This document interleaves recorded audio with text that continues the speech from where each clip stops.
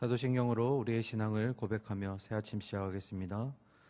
전능하사 천지를 만드신 하나님 아버지를 내가 믿사오며 그 외아들 우리 주 예수 그리스도를 믿사오니 이는 성령으로 잉태하사 동정녀 마리아에게 나시고 본디오 빌라도에게 고난을 받으사 십자가에 못 박혀 죽으시고 장사한 지 사흘 만에 죽은 자 가운데서 다시 살아나시며 하늘에 오르사 전능하신 하나님 우편에 앉아 계시다가 저리로서 산자와 죽은 자를 심판하러 오시리라. 성령을 믿사오며 거룩한 공예와 성도가 서로 교통하는 것과 죄를 사하여 주시는 것과 몸이 다시 사는 것과 영원히 사는 것을 믿사옵나이다. 아멘. 찬송가 569장 찬양 드리겠습니다. 찬송가 569장입니다. 선한 목자 되신 우리 주 항상 인도하시고 푸른 풀밭 좋은 곳에서 우리 먹여주소서. 선한 목자 구세주여 항상 인도하소서. 선한 목자 구세주여 항상 인도하소서. 양의 문이 되신 예수여 우리 영접하시고 길을 잃은 양의 무리를 항상 인도하소서. 선한 목자 구세주여 기도 들어주소서. 선한 목자 구세주여 기도 들어주소서. 흠이 많고 약한 우리를 용납하여 주시고 주의 넓고 크신 은혜로 자유 얻게 하셨네. 선한 목자 구세주여 지금 나아갑니다. 선한 목자 구세주여 지금 나아갑니다. 일찍 주의 뜻을 따라서 살아가게 하시고 주의 크신 사랑 베푸사 따라가게 하소서. 선한 목자 구세주여 항상 인도하소서. 선한 목자 구세주여 항상 인도하소서.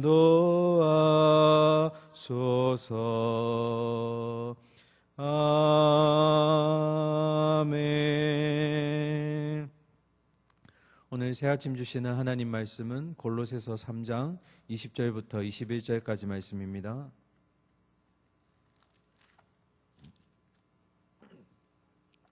신약성경 327면에 있습니다. 골로새서 3장 20절과 21절 제가 봉독해 드리겠습니다.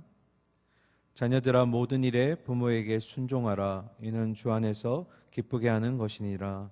아비들아 너희 자녀를 노엽게 하지 말지니 낙심할까 함이라. 아멘. 골로새서 3장은 그리스도를 통해서 변화된 그리스도인들이 실제적으로 어떤 생활을 해야 되는지에 대해서 자세하게 나열하고 있는 내용들입니다. 그 중에서 어제와 오늘 계속해서 가정과 관련된 그리스도인의 모습에 대해서 우리가 살펴보도록 할 텐데요. 아내와 남편에게 그리고 자녀와 부모에게 주어진 내용들이 이 3장 18절부터 21절까지의 내용입니다. 특별히 어제 내용 잠시 되새겨보고 오늘 말씀 볼 텐데요. 부부라는 관계는 하나님이 직접 만드신 제도입니다. 그래서 성경에 등장하는 모든 인간관계 중에 가장 먼저 등장하는 관계가 이 부부 관계인데요.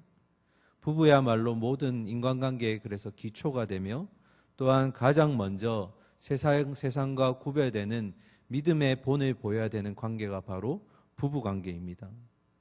그리스도를 통해서 우리는 새 옷을 입은 존재들이라고 말씀드렸습니다. 그 변화된 모습이 가장 먼저 나타내야 될 이 공동체가 바로 부부, 가정인 것입니다.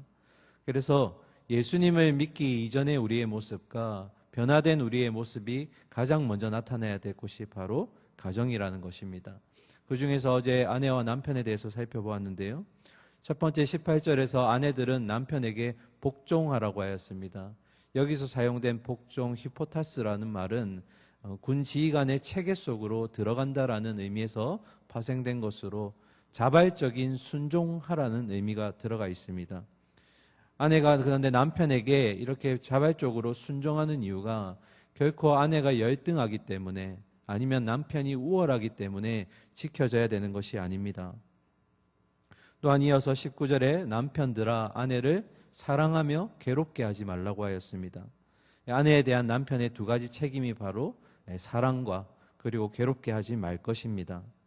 그래서 이 18절과 19절을 요약하면 아내와 남편의 관계는 결국 복종과 사랑의 관계로 엮여 있다라는 것입니다. 복종이란 단어 그리고 사랑이란 단어가 얼핏 보면 전혀 관련성이 없는 것 같지만 복종과 사랑의 의미의 공통점은 내 뜻과 내 이익이 관찰되지 않을 때 순수한 의미에서 이 두 가지가 지켜질 수 있다라고 말씀드렸습니다. 상대방을 향한 그런 배려와 그런 이익이 있을 때 이 복종이라는 단어와 사랑이라는 단어를 지킬 수 있다라는 의미입니다. 고린도전서 11장 3절을 보면 그리스도의 머리가 하나님이라고 하였습니다. 그 말은 그리스도가 하나님에 비해서 열등하거나 모자라다는 의미가 아니라 하나님과 그리스도는 사랑으로 맺어진 평등한 관계이지만 그러나 하나님께서 영적인 질서를 부여하셨다라는 의미입니다. 그래서 이 땅에 오신 예수님도 아버지의 그 뜻을 따라서 죽기까지 복종하셨던 것입니다. 이와 마찬가지로 여자의 머리는 남자라고 하였습니다. 그 의미는 여자가 남자보다 열등하기 때문이 아니라 오히려 하나님이 만드신 동등한 피조물이지만 하나님이 만드신 영적인 질서에 맞추어서 여자가 남편에게 복종할 것을 의미한 것입니다. 그래서 아내가 남편에게 복종하는 것은 남편에게 어떠한 이유나 조건이 있는 것이 아니라 하나님이 제정하신 영적인 질서를 따라 주님 안에서 합당한 일이기 때문에 그렇게 해야 한다라는 의미입니다. 그래서 남편에게 있어서 두 가지 책임. 첫 번째, 아내를 사랑하라라고 했을 때 이 아내 사랑은 어떻게 어디까지 해야 됩니까? 라는 질문 가운데 그리스도가 교회를 위해서 자신의 몸을 버리셨듯이 그렇게 아내를 사랑하라고 하였습니다. 다시 말하면 목숨을 내어줄 수 있는 그런 희생과 섬김의 사랑이 바로 남편의 아내에 대한 사랑이라는 것입니다. 또한 두 번째로 괴롭게 하지 말라는 의미는 가사노동이나 이런 일들에 있어서 부담을 주지 말라는 것이 아니라 아내를 대할 때 남편이 인격적으로 대하라는 의미입니다. 그러니까 아내의 마음을 소중히 여길 줄 알고 인격적으로 대할 때 반대로 아내는 괴로움을 겪지 않게 된다라는 것입니다. 그래서 어제는 우리가 아내와 남편의 관계 속에서 가정의 모습을 살펴보았고요. 오늘은 이제 자녀와 부모와의 관계 속에서 그리스도인의 어떤 모습이 나타나야 되는지를 살펴볼 텐데요. 이 두 절을 보시기 전에 우리가 염두에 될 것이 하나 있습니다. 바울이 지금 명령하는 대상들, 즉 아내와 남편 그리고 자녀와 부모 이어서 나타나게 될 종의 그런 모습들은 그리스도를 통해 새 옷을 입은 자들에게 바울이 지금 명령하고 있다는 겁니다. 그러니까 육신된 이전에, 그리스도를 만나기 이전에 사람들에게 지금 바울이 명령하는 것이 아니라 이 땅의 유일한 소망 되시는 예수 그리스도를 인격적으로 경험한 사람들, 그리고 날마다 하늘에서 하나님이 주시는 능력으로 살아가기를 원하는 자들에게 주어진 명령이라는 것입니다. 그래서 이 그리스도인의 주신 목적들조차도 나를 위한 것이 아니고 하나님을 위한 배타적인 성격이 있다는 것입니다. 그래서 내가 아내로서, 내가 남편으로서, 또는 자녀와 부모로서 이러한 역할을, 주님 주신 명령들을 지킬 때 내가 물론 기쁘겠지만 그러나 진짜로 기쁨을 받으실 수 있는 분은 바로 하늘의 하나님이시라는 겁니다. 그래서 그 하나님을 통해서 우리가 다시금 기쁨과 평안을 얻게 되는 것이 이런 하나님의 영적인 질서라는 것을 우리가 기억하시기를 바랍니다. 자, 그러면 그리스도인의 자녀로서 어떻게 하는 것이 예수님을 향한 열정적이고 열망적인 표현이 될 것인가? 그 질문을 가지고 20절 보도록 하겠습니다. 자녀들아, 모든 일에 부모에게 순종하라. 이는 주 안에서 기쁘게 하는 것이니라. 아멘. 그리스도의 자녀가 어떻게 하면 예수님을 향해서 자신의 그 믿음을 열정적으로, 열망적으로 표현할 수 있을까? 그것은 다름 아닌 모든 일에 있어서 부모에게 순종하라는 것입니다. 그것이 곧 주님을 기쁘게 하는 일이라는 것입니다. 여기서 등장하는 자녀는 독립된 개체가 아니라 성장하면서 양육의 과정을 지금 수행하고 있는 자들을 얘기합니다. 아직까지 부모의 틀에서 벗어나지 않고 양육과 성장이 필요한 자들을 지금 자녀라 부르고 있습니다. 자녀들에게 부모에게 순종하라고 하였습니다. 이 순종이란 단어는 아내에게 있어서 남편에게 복종하라는 의미와 많이 다릅니다. 앞에서도 말씀드렸지만 아내가 남편에게 순종하는 것은 자발적으로 하는 순종입니다. 그가 원해서 하는 것입니다. 그런데 자녀가 부모에게 순종하는 것은 절대적인 명령이 포함되어 있습니다. 좋든 싫든 하라는 의미입니다. 왜 그런 것일까요? 우리가 구약에 하나님이 십계명을 주실 때 5번째 계명이면서 인간과 인간 사이에 주시는 가장 첫 번째 된 계명이 바로 내 부모를 공경하라였습니다. 그 말은 결국 하나님이 자녀에게 부모를 공경하라는 직접적인 명령을 주셨기 때문에 이것은 자발적인 것뿐만 아니라 내가 하고 싶지 않더라도 꼭 해야 한다라는 것입니다. 하나님이 주신 계명이기 때문입니다. 그러므로 바울에게 이 명령은, 부모에게 순종하라는 명령은 지켰을 때 우리는 주님이 기뻐하심을 보게 된다라는 것입니다. 그래서 자녀가 부모에게 순종하고 그리고 부모를 섬기는 것을 배움으로 더 나아가 자녀들은 하나님께 순종하고 섬기는 법을 배우게 되는 것입니다. 자녀들에 대해서는 여기까지 얘기하고요. 21절 보겠습니다. 아비들아, 너희 자녀를 노엽게 하지 말지니 낙심할까 함이라. 아멘. 자, 아비들은 자녀에게 노엽게 하지 말라고 하였습니다. 이 노엽게 하다라는 의미는 잔소리를 하거나 자녀를 멸시하거나 자녀를 결국 격분시키는 일을 의미합니다. 그 자녀를 격분시킨 결과가 뭐라고 되어 있습니까? 낙심한다라고 되어 있습니다. 그럼 낙심이라는 단어는 어떤 의미일까? 여기에는 여러 가지 의미가 있는데요. 첫 번째로 의지가 꺾인다라는 표현이 있고요. 그 다음에 자포자기한다라는 의미도 있습니다. 그리고 더 나아가서 심령이 훼손당한다라는 의미가 있습니다. 아버지가 자녀를 노엽게 함으로써 이 자녀가 자포자기하게 되고 자녀의 심령이 훼손을 당하게 된다는 겁니다.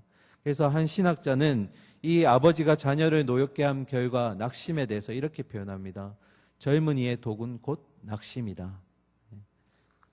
아버지의 잘못된 훈계 또는 노여움이 결국 자녀로 하여금 두려워하게 만들고 소극적으로 하게 만들며 자신감을 결여시키며 독립되어야 됨에도 불구하고 독립하지 못하는 독립성이 결여된 모습으로 나타나게 되는 것입니다. 부모의 자녀 양육에 대해서 조금 더 살펴보도록 하겠습니다. 우리 부모들 중에 이런 표현하시는 분들이 많습니다. 해도 끝이 없는 게 바로 자녀 양육이다. 하루에도 끝없는 일과 가운데 끝나고 나면 그 다음날 또 반복되는 것이 자녀 양육인데 그 자녀 양육을 매번 수행하다 보니까 길을 헤매는 부모들을 참 많이 보게 됩니다. 나는 자녀를 위해서 정말 많이 수고하고 있는데 문제는 왜 이렇게 내가 수고하고 있는지를 모른다라는 것입니다. 부모 스스로가 자녀를 그냥 태어났기 때문에 키워야 된다라는 어떤 막연한 이유로 자녀를 키우고 있기 때문에 내가 왜 이 자녀를 키워야 되는지 궁극적인 목적을 모르고 수고만, 열심만 나타낼 때가 많다라는 겁니다. 그래서 저도 아직 초보 아빠지만 가끔씩 우리 자녀가 내가 원하는 대로 관찰되지 않거나 내 뜻대로 행하지 않으면 불쑥불쑥 내 속에서 그렇게 어린아이임에도 불구하고 화가 날 때가 있고 짜증이 날 때가 있다라는 겁니다. 그래서 하루하루 자녀 양육을 하면서 이런 목적이나 의미가 없이 그냥 고된 생활에 찌들어져 있다 보니까 결국 내가 무엇을 위해서 자녀를 양육하고 있는지를 모르게 된다라는 것입니다. 그래서 많은 부모들이 세상 가운데 나아가서 어떻게 하면 자녀를 올바르게 키울 수 있을까에 대한 방법들을 굉장히 고민합니다. 서점에 가면 그런 책들도 참 많이 있고요. 그런데 오늘 우리가 중요하게 생각할 것은 방법이 아니라 바로 가치관입니다. 가장 중요한 것은 그리스도인 부모에게 있어서 가장 중요한 것은 하나님이 우리를 부모로 세우신 목적과 이유가 무엇이냐는 겁니다. 방법이 아니라 목적과 이유를 깨달을 때 이것이 고되고 힘들더라도 할 수 있다라는 의미입니다. 우리를 부모로 세우신 그 하나님의 뜻을 이해할 때 비로소 그 노력과 수고가 의미를 가지게 되는 것이고 무엇보다 자녀 양육에 대한 이전의 나의 모습이 바뀔 수 있다라는 겁니다. 그러면 자녀 양육에 있어서 가장 중요한 가치관은 무엇일까? 자녀 양육에 있어서 가장 중요한 것은 바로 주 안에서 해야 된다라는 겁니다. 복음의 기초를 두고 자녀를 양육해야 된다는 겁니다. 그 말은 결국 방법보다 정체성을 명확하게 해야 한다라는 거죠. 주 안에서 양육할 때 우리가 가장 처음 깨닫게 되는 것은 이 아이가 결국 내가 태어나게 했고 내가 키우고 있지만 내 아이가 아니라는 겁니다. 그 아이는 철저히 하나님의 자녀이며 나는 그 하나님이 하나님의 자녀를 어떻게 하면 성장하고 이끌어가서 독립된 개체로 만들 수 있을지를 돕게 하는 청지기로 세우셨다라는 겁니다. 이것을 우리가 정확하게 깨닫게 될 때 이제까지 부모로서 내 중심적인 어떤 자녀 양육관과 이런 모든 것들이 송두리째 바뀔 수 있다라는 겁니다. 나를 청지기로 임명하신 그 하나님의 이 아이를 향한 의도와 계획이 무엇인지를 먼저 구하는 것이 부모의 가장된 모습이라는 겁니다. 우리 안에 있는 가정에 있는 모든 자녀가 다 소중하고 귀합니다. 너무나 특별하고 참 손가락이 아픈 것 같이 참 귀한 아이들인데 이 아이들을 향한 내 가치관과 내 경험들을 입히시기 이전에 이 자녀를 통해서 하나님이 무엇을 하시고자 하는지 그 뜻을 먼저 발견하셨으면 좋겠습니다. 그리고 그 뜻에 합당하게 자녀를 성경적 가치관으로서 가르칠 수 있는 청지기들이 되시기를 소망합니다. 그래서 자녀들이 어떠한 어려움과 그리고 힘듦을 경험할 때 자녀들을 낙심시키고 절망하게 하는 것이 아니라 오히려 하나님의 그 가치관을 바로 세워줌으로써 그리스도의 군사로 잘 성장하게 하시고 다음 세대를 이끌어갈 수 있는 기독교의 리더자들이 될 수 있도록 우리 부모들이 그런 청지기의 역할을 잘 감당해야 될 줄 믿습니다. 그런 마음을 가지고 오늘도 하나님이 주신 청지기 직분을 감당하기를 소망하고 축원합니다. 함께 기도하겠습니다. 사랑과 공의 하나님, 이 땅에 부모라는 직분을 가지고 책임과 의무를 가지고 살아가게 하심을 또한 감사드립니다. 이것이 감사한 이유는 이 일을 위해서 또 우리는 하나님께 묻고 하나님께 힘을 구하며 하나님과 동행하는 삶을 살 수 있기 때문입니다.